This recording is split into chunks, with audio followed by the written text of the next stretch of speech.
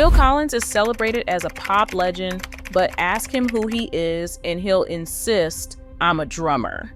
The turmoil of Phil Collins and Genesis began when the band lost Peter Gabriel, launching a desperate search with over 400 failed auditions.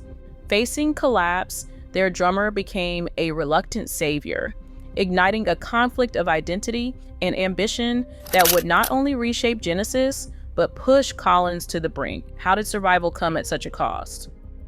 In 1967, a group of teenagers at Charterhouse School in Surrey formed a band that would soon stretch the boundaries of rock music. Genesis began with Peter Gabriel, Tony Banks, Mike Rutherford, Anthony Phillips, and Chris Stewart. 5 musicians drawn together by a hunger for experimentation. Early on, their sound was restless and ambitious. The first albums, like From Genesis to Revelation and Trespass, hinted at what was to come. But it was the arrival of Phil Collins on drums in 1970 and Steve Hackett on guitar a year later that solidified the classic lineup. Genesis thrived on collaboration. Their music grew more complex, with long, multi-part suites and shifting time signatures. Albums such as Foxtrot in 1972 and Selling England by the Pound in 1973 showcased extended compositions like Supper's Ready, a 23-minute epic that demanded total commitment from every member. The band's concerts became legendary for their theatricality, Gabriel's costumes and storytelling, Banks's intricate keyboard work, Rutherford's shifting between guitar and bass, Hackett's atmospheric solos, and Collins's precise, inventive drumming. By 1974, with The Lamb Lies Down on Broadway, Genesis reached a creative peak. The double album told a surreal narrative over sprawling arrangements, blending rock with classical influences and surreal lyricism. Every member contributed to the writing, pushing each other to take risks. In these years, Genesis stood as a collective. No single ego at the center, just 5 musicians chasing the outer limits of what a rock band could be. Their identity was built on unity and the shared pursuit of something greater than themselves. Peter Gabriel's departure in May 1975 left Genesis in unfamiliar territory. The band had lost not just a singer, but the voice and stage presence that had defined their identity for years. With The Lamb Lies Down on Broadway tour barely over, the remaining members, Tony Banks, Mike Rutherford, Steve Hackett, and Phil Collins, faced a question that hung over every rehearsal. Could Genesis survive without Gabriel at the front? Determined to press on, the group placed an anonymous ad in Melody Maker and other music papers, inviting vocalists to audition. The response was overwhelming. Letters and tapes poured in, over 400 in total, names and voices from across Britain and beyond, each hoping to step into Gabriel's shoes. The band sifted through the pile, holding tryouts in cramped studios, running hopefuls through the intricate phrasing and odd meters that define Genesis's sound. Most candidates struggled. Some couldn't match the range or emotion required. Others faltered on the band's complex material, unable to fit the phrasing or keep up with shifting time signatures. Even the best-known finalist, Mick Strickland, found the keys too high and the music too demanding. Weeks turned into months as the band cycled through applicant after applicant, each audition ending in disappointment. The weight of expectation grew heavier with every failed attempt. For a band defined by unity and musical ambition, the absence of a suitable frontman threatened not just their next album, but their very future. Genesis stood at a crossroads, searching for a voice that could carry them forward, but finding only silence where Gabriel had once stood. In early 1976, Genesis entered the studio with uncertainty still hanging in the air. The failed search for a new frontman left the band with one option. Phil Collins, their drummer, would take the microphone. Collins had always seen himself as the man behind the kit, not the one in the spotlight. But when he sang the new material, something clicked. The sessions for A Trick of the Tail moved quickly. Released in February 1976, the album surprised everyone.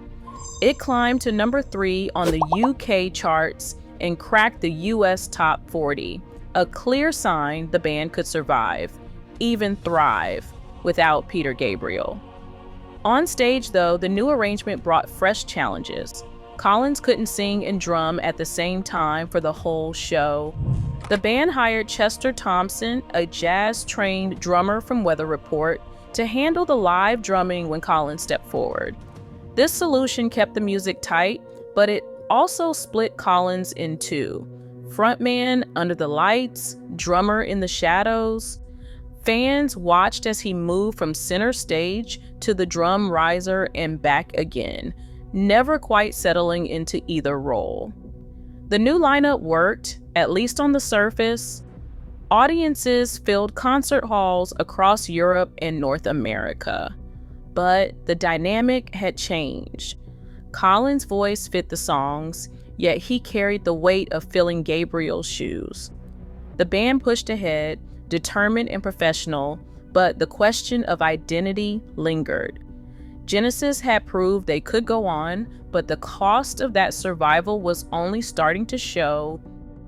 Phil Collins never stopped thinking of himself as a drummer, even as he became the face of Genesis. Off stage, he chased the craft wherever it led. In the late 1970s, while Genesis was filling arenas, Collins was moonlighting with Brand X, a sharp-edged jazz fusion outfit. Night after night, he swapped out the pop spotlight for smoky clubs and intricate time signatures, driving the band with restless energy. Brand X's tours and albums, like Unorthodox Behavior, proved Collins could hold his own among jazz heavyweights, earning respect in circles where pop stardom meant little. Inside Genesis, the split identity became more than just a metaphor. During live shows, Collins would leap from the drum kit to the microphone, then back again, sometimes mid-song. Chester Thompson, another jazz-trained drummer, joined to keep the rhythm alive when Collins stepped to the front. Fans watched as he shed one skin for another, sweat-soaked behind the kit, then suddenly spotlighted, singing to thousands. The transitions were seamless on the outside, but the cost was mounting. Each move from drums to mic pulled Collins further from the instrument he loved most, even as applause followed him to center stage. The tension between musician and star was never far from the surface. Collins poured his technical pride into every fill, every syncopated groove, determined to be recognized for his drumming, not just his voice. But the world was changing around him. The next wave of Genesis music and the expectations that came with it would test just how long Collins could keep both halves of his identity alive. After Steve Hackett's exit, Genesis became a trio: Tony Banks, Mike Rutherford, and Phil Collins, determined to take control of their creative environment. In 1981, they invested in their own recording space, The Farm, a converted farmhouse in Surrey. Free from the pressures of rented studios, the band could experiment for weeks on end, piecing together songs from fragments and improvisations. Tony Banks took a leading role in shaping the group's evolving sound, layering new synthesizers like the Prophet 5 and Yamaha DX7 over Collins' drums. The band embraced drum machines and sequencers, weaving electronic textures into their arrangements. Collins and Banks collaborated closely on programming the Lindrum, a device that would define the punchy, modern feel of tracks like Mama and Invisible Touch. The Farm's privacy and the band's embrace of technology set the stage for a new Genesis, one built on experimentation, precision, and a willingness to let machines drive the groove. Genesis reached new heights in 1981 with the release of Abacab. The album's sharp modern sound and chart-topping singles sent the band into stadiums, while Phil Collins' solo breakthrough In the Air Tonight dominated radio and television. Collins' voice was everywhere, fueling a wave of new fans but also dividing old ones. Some longtime followers felt left behind as the band leaned into pop hooks and shorter, punchier songs. Fanzines and concert reviews from the era captured the backlash. Letters poured in, some accusing Genesis of abandoning their roots. Tony Banks and Mike Rutherford, in interviews, defended the new direction. Banks pointed out that even the pop hits carried their signature complexity, while Rutherford insisted the band's spirit of experimentation never faded. Behind the scenes, the pace was relentless. Collins juggled solo tours and Genesis commitments, pushing his body to the limit. By the mid-'80s, years of intense drumming and travel triggered nerve damage in his hands, making it harder to play. The cost of success was no longer just artistic, it was physical, and for Collins, painfully personal. In 1975, Genesis received over 400 audition replies when searching for a new singer, yet none fit until Phil Collins reluctantly stepped forward, marking a turning point supported by public documents and interviews. This documentary has shown how Collins, despite global recognition as a pop icon, insisted throughout his career, "I'm a drummer." The band's evolution, from progressive pioneers at Charterhouse to a stadium-filling trio, was marked by both artistic risk and personal cost, including Collins' documented nerve injuries that ultimately limited his drumming.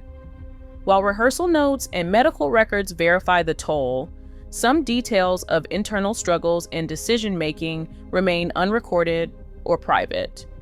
Today, the story of Genesis and Phil Collins stands as evidence of creative adaptation under pressure and the lasting tension between personal identity and public expectation. As the available archives confirm, the turmoil was real, and its impact, both musical and personal, continues to resonate.